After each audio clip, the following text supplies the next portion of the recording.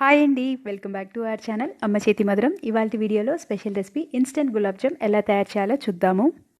సాఫ్ట్గా జ్యూసీగా ఉండే ఈ గులాబ్ జామ్ని మనం అప్పటికప్పుడు కరెక్ట్ కొలతలతోటి పర్ఫెక్ట్గా ఎలా తయారు చేయాలో ఈ వీడియోలో చూద్దాము. పండుగలప్పుడు కానీ గెస్ట్లు వచ్చినప్పుడు కానీ ఈజీగా క్విక్గా తయారు చేసుకోవచ్చు.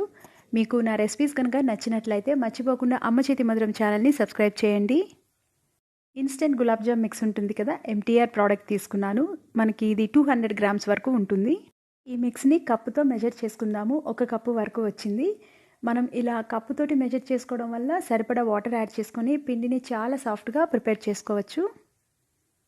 1 కప్పు జామున్ మిక్స్కి 1/4 కప్పు వరకు వాటర్ యాడ్ చేసుకుంటున్నాను. నేను ఇక్కడ ఒకేసారి కాకుండా కొంచెం కొంచెంగా చెక్ చేసుకుంటూ యాడ్ చేసుకుంటున్నాను.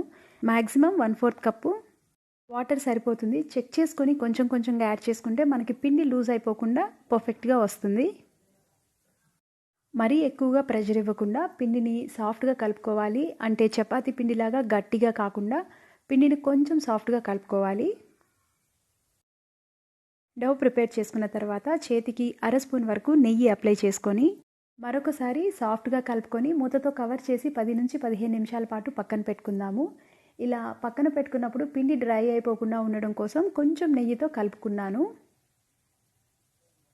ఈలోపు మనం షుగర్ సిరప్ కూడా ప్రిపేర్ చేసుకుందాము. 1 కప్పు జామున్ మిక్స్కి 2 కప్పుల వరకు షుగర్ యాడ్ చేసుకుంటున్నాను. మనకి పాకం ఎక్కువగా ఉంటేనే జామున్స్ పాకం బాగా పీల్చి చాలా సాఫ్ట్గా జ్యూసీగా ఉంటాయి. మనం షుగర్ ఎంత క్వాంటిటీ తీసుకుంటామో అంతే ఈక్వల్ క్వాంటిటీలో వాటర్ కూడా యాడ్ చేసుకోవాలి. అప్పుడే మనకి షుగర్ సిరప్ మరీ స్వీట్గా కాకుండా టేస్ట్ కరెక్ట్గా ఉంటుంది. దీన్ని గ్యాస్ మీదకి ట్రాన్స్ఫర్ చేసుకొని దగ్గర ఉండి కలుపుతూ ఉండాలి. చక్కెర మెల్ట్ అయ్యేటప్పుడు కలుపుతూ ఉండాలి, లేదంటే క్రిస్టల్స్గా ఫామ్ అవుతాయి. జామున్స్లోకి తయారు చేసుకునే ఈ సిరప్ మనం పాకం పట్టుకొని అవసరం లేదు. కొంచెం థిక్గా అయితే సరిపోతుంది. అంటే లేత పాకం కూడా అవసరం లేదు. లేత పాకం వచ్చే ముందుగానే మనం గ్యాస్ ఆఫ్ చేసుకోవచ్చు. 2 వేళ్లతో షుగర్ సిరప్ని పట్టుకుంటే కొంచెం థిక్గా అంటుకుంటే సరిపోతుంది. ఇందులో నేను ఫ్లేవర్ కోసం రోజ్ ఎసెన్స్ 2 డ్రాప్స్ యాడ్ చేస్తున్నాను. షుగర్ అంతా మెల్ట్ అయిపోయి కొంచెం థిక్గా ఉన్నప్పుడు, అంటే ఇలా లిక్విడ్ ఫామ్లో ఉన్నప్పుడే గ్యాస్ ఆఫ్ చేసుకుందాము. 15 నిమిషాల తర్వాత పిండిని మరొకసారి సాఫ్ట్గా కలుపుకుందాము. పిండిలో ఇలా ఎయిర్ ఫామ్ అయి ఉండాలి. అప్పుడే మనకి జామున్స్ చాలా సాఫ్ట్గా వస్తాయి. జామున్స్ మనకి ఏ సైజులో కావాలో అంత పిండిని తీసుకోవాలి. మనకి అన్నీ ఒకే సైజులో రావాలంటే 1 స్పూన్ తోటి తీసుకుంటే మనకి ఈక్వల్గా సేమ్ సైజులో వస్తాయి. పిండిని తీసుకొని 2 చేతుల మధ్యలో పెట్టుకొని కొంచెం ప్రెషర్ ఇస్తూ సర్కిల్ షేప్లోకి తెచ్చుకోవాలి. 2 చేతుల మధ్య పిండిని పెట్టుకొని ప్రెషర్ ఇస్తూ మనం సర్కిల్ షేప్లోకి తెచ్చుకుంటే క్రాక్స్ లేకుండా మనకి పర్ఫెక్ట్గా సర్కిల్ షేప్లోకి వస్తాయి. మీకు ఒకవేళ పిండి లూజ్గా ఉంటే కొంచెం చేతికి నెయ్యిని రాసుకుంటూ సర్కిల్ షేప్లోకి తెచ్చుకోవాలి. జామున్స్ మరీ ఎక్కువగా సాఫ్ట్గా అయ్యి విరిగిపోకుండా లేదా గట్టిగా రాకుండా ఉండాలి అంటే మనం పిండిని కలుపుకునే దాంట్లోనే ఉంటుంది. పిండిని కలుపుకున్న తర్వాత పిండి లూజ్గా ఉంటే కొంచెం మైదా కూడా యాడ్ చేసుకోవచ్చు.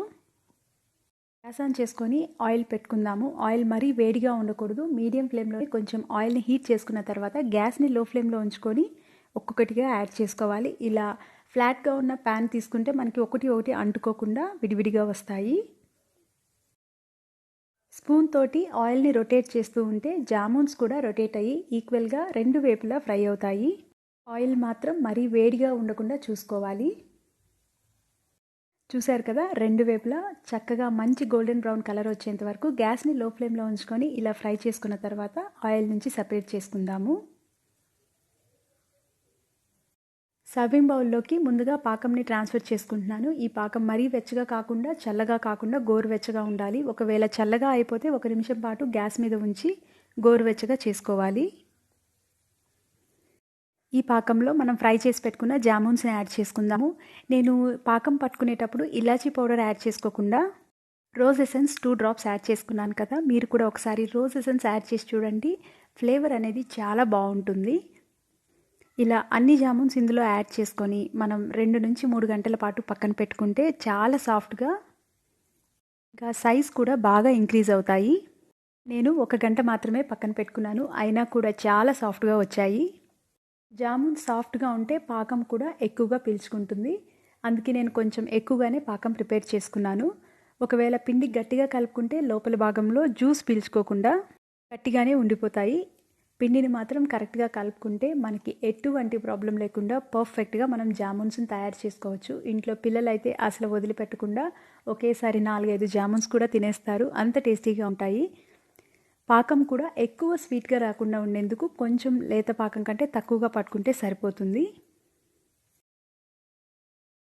ఒకసారి ఈ చిన్న చిన్న టిప్స్ పాటిస్తూ ట్రై చేయండి. ఆహా, ఎంత మధురంగా ఉన్నాయో కదా ఈ గులాబ్ జామున్స్ అని మీరు కూడా ఫీల్ అవుతారు. మీకు నా రెసిపీస్ కనుక నచ్చినట్లయితే మర్చిపోకుండా అమ్మ చేతి మధురం ఛానల్ని సబ్స్క్రైబ్ చేయండి. పక్కనే ఉన్న బెల్ ఐకాన్ని ప్రెస్ చేస్తే మీకు రెగ్యులర్గా నోటిఫికేషన్స్ వస్తాయి. ఆల్ అని ప్రెస్ చేయండి, డైలీ అప్డేట్స్ కూడా వస్తాయి. Thank you.